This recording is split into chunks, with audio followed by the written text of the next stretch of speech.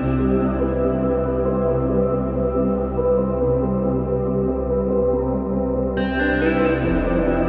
Foodies, welcome to Divi Bhuvi blogs. Brinjal lovers అందరికీ ఒక మసాలా వంటకాన్ని మీకు టేస్ట్ చేపిస్తానండి. అదేనండి గుత్తి వంకాయ కూర. ఇలా గుత్తి వంకాయ కర్రీ చేయడం ఎంతో టైం టేకింగ్ ప్రాసెస్ అని అనుకుంటారు. సో అలా ఏం లేదండి, సింపుల్గా టేస్టీగా చేయాలి అనుకుంటే ఈ వీడియో ఒక్కసారి చూడండి. ఎంత బాగుందో చూడండి. వంకాయలు నిగనిగలాడుతూ ఉండాలి.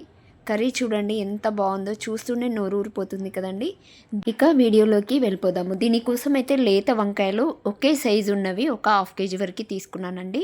ఒక బౌల్లో వాటర్ తీసుకొని దాంట్లో కాస్త సాల్ట్ వేసుకొని ఇలా వంకాయ తొడిమల్ని 1 ఇంచు వరకు ఉండే విధంగా కట్ చేసుకొని మధ్యలో స్లిట్స్ పెట్టుకోవాలి. అడ్డంగా ఒకసారి, నిలువుగా ఒకసారి స్లిట్స్ పెట్టేసుకొని ఇలా సాల్ట్ వాటర్లో అన్నీ వేసి పెట్టుకోవాలి. ఇక మసాలా కోసం అయితే ఒక కడాయి తీసుకొని వేడెక్కగా ఒక పెద్ద సైజు 2 ఆనియన్స్ తీసుకొని దాన్ని చిన్న ముక్కలుగా కట్ చేసి, అలాగే 1 స్పూన్ జీరా, 3 స్పూన్ల వరకు ధనియా వేసుకొని, పల్లీలు కూడా 3 స్పూన్లు వేసుకొని వేయించాలండి.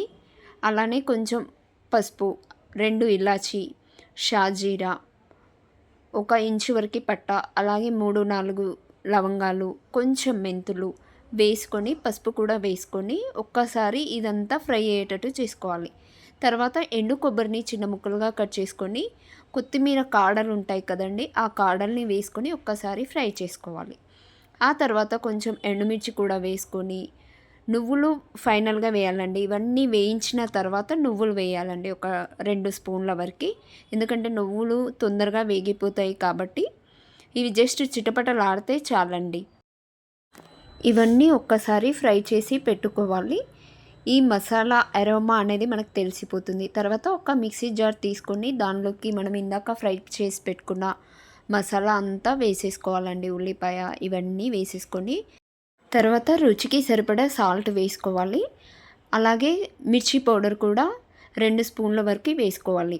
ఒక నిమ్మకాయ సైజ్ అంతా చింతపండు నానబెట్టేసుకొని ఆ రసాన్ని వేసుకోవాలి. అలాగే నేను ఇక్కడ వేయించి పెట్టుకున్న గసగసాలని ఒక హాఫ్ స్పూన్ వరకు వేసుకున్నానండి. ఇది వేసుకుంటే చాలా టేస్టీగా వస్తుందండి. ఇవన్నీ ఒక్కసారి మిక్సీ జార్లో వేసేసుకొని, అలాగే నానబెట్టుకున్న చింతపండును కూడా రసంలాగా తీసుకొని దీంట్లో వేసేసుకోవాలండి. ఇలా వేసుకున్న తర్వాత ఒక్కసారి అంతా కలిపేసుకొని దీన్ని బరకగా పేస్ట్ చేసుకోవాలండి. చాలా మెత్తగా చేసుకోకూడదు, అలా అయితే అంత టేస్టీగా ఉండదు. కొంచెం బరకగానే ఉండాలి, గరుకుగానే ఉండాలండి.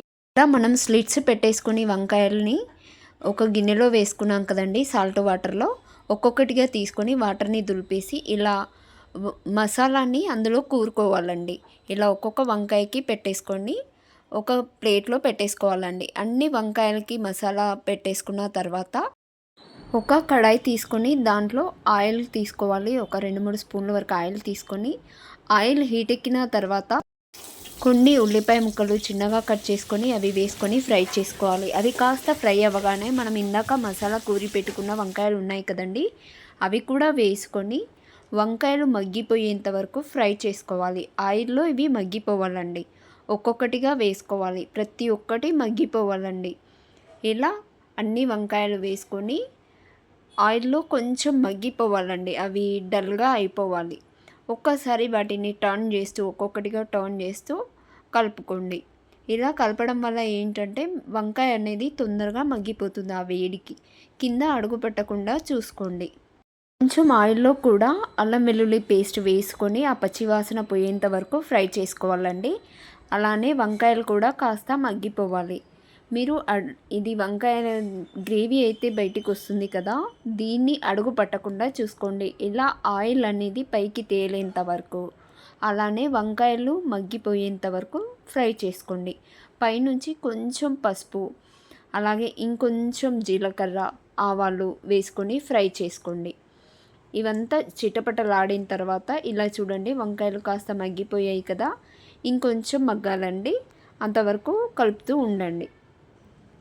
ఈ కరివేపాకు రెమ్మలు కాసింత ఎక్కువే వేసుకోండి, ఎందుకంటే దీనివల్ల చాలా టేస్టీగా అవుతుందండి కర్రీ. ఈ కరివేపాకు ఆయిల్లో ఫ్రై అవుతే కొంచెం ట్రాన్స్పరెంట్గా అవ్వాలండి.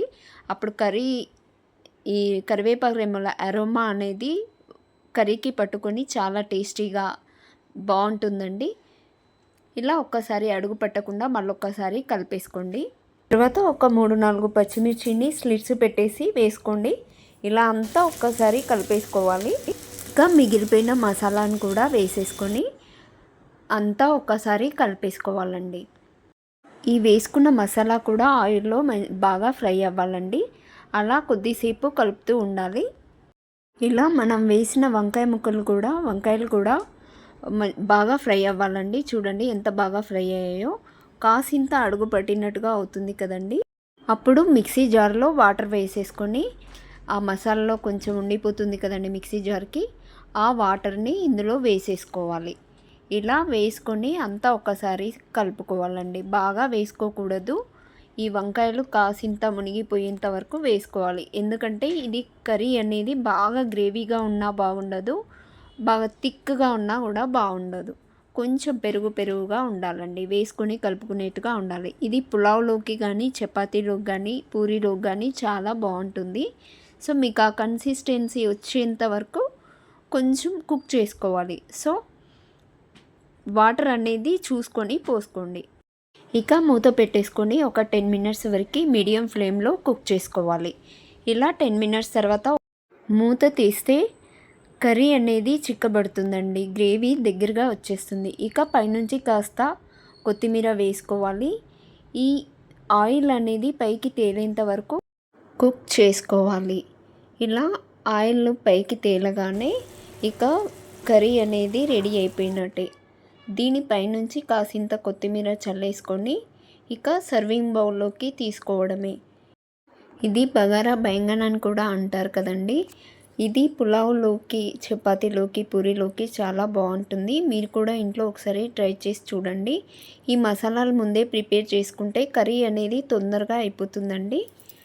సో ఈ వీడియో కనుక మీకు నచ్చినట్టయితే మీరు కూడా ఒకసారి ట్రై చేయండి. ఎలా వచ్చిందో కామెంట్ చేయండి. ఈ గుత్తి వంకాయ మసాలా కర్రీ లంచ్ బాక్సుల్లో కూడా చాలా టేస్టీగా ఉంటుందండి. పిల్లలకి బాక్సుల్లోకి పెట్టించినా, మనం ఆఫీస్కి తీసుకెళ్ళినా కూడా చల్లారిపోయినా కూడా టేస్టీగానే ఉంటుందండి. మసాలాలు ముందుగానే ప్రిపేర్ చేసుకుంటే హడావుడి అంటూ ఉండకుండా సింపుల్గా ఈజీగా చేసేసుకోవచ్చు. నేనైతే ఆఫీస్కి వెళ్ళే హడావుడిలో ఇవన్నీ మసాలాలు ప్రిపేర్ చేసుకోవడం కుదరదు కదండి. అందుకే ముందుగానే పల్లీల పొడి, నువ్వుల పొడి, ఎండు కొబ్బరి పొడి ఇలా చేసి పెట్టుకుంటానండి. ఎప్పుడు కావలిస్తే అప్పుడు ఈజీగా వేసేసుకోవచ్చు ఆ పొడులు. ఇఫ్ ఇన్ కేస్ టైం ఉంది అంటే ఫ్రెష్గా చేసుకోవచ్చు.